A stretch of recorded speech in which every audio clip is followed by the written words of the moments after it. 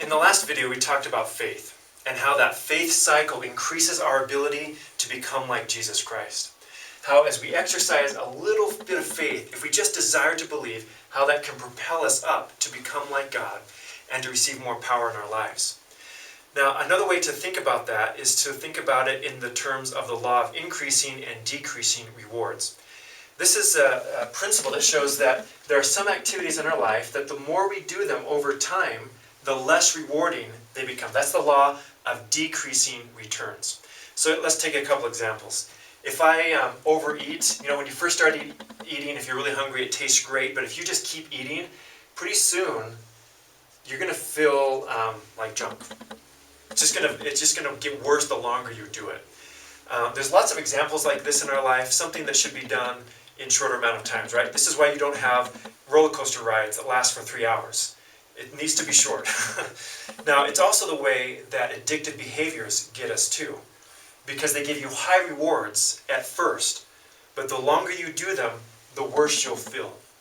Now, on the flip side of that is the law of increasing returns. The law of increasing returns says that the longer I do something, the more reward I'm going to receive. So for instance, if I'm learning how to play a new musical instrument, when I first start, it's not going to sound very good. If I keep practicing though, and I'm really diligent, pretty soon I'm going to get a huge reward out of playing that instrument. The longer I do it, the better I'm going to sound, the more enjoyment I'm going to get. So let's look at two examples of how this works and how Satan uses this principle and how the Lord uses these principles in our lives. So let's take the first one on the law of decreasing returns. Let's take any sort of addictive behavior, pornography. People start looking at pornography and they get a high reward at first. But then the longer they do it, the worse they feel.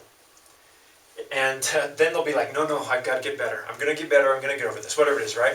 Let's say you binge watched Netflix, you overate, you overslept, whatever you did that you indulged, you start saying, no, I'm going to be better.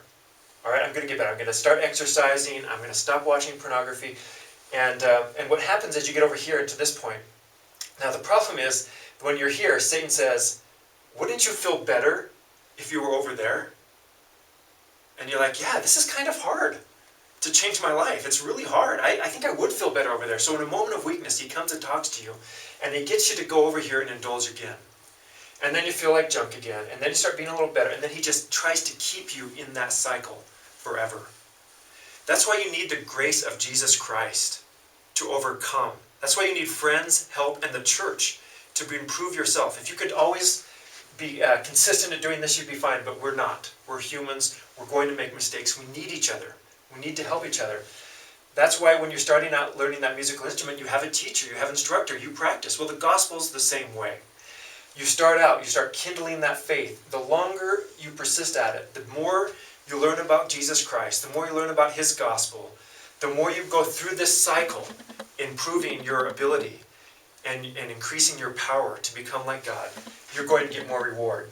You're not going to have to force yourself to pray or remind yourself to pray or to read your scriptures. You're going to want to do it. But you've got to get past this critical point. This point where suddenly everything starts to become a desire. When your hope is increased enough, you've been through this cycle enough times that you now can't imagine not reading your scriptures or sharing the gospel or doing your home teaching. That's the power of increasing returns.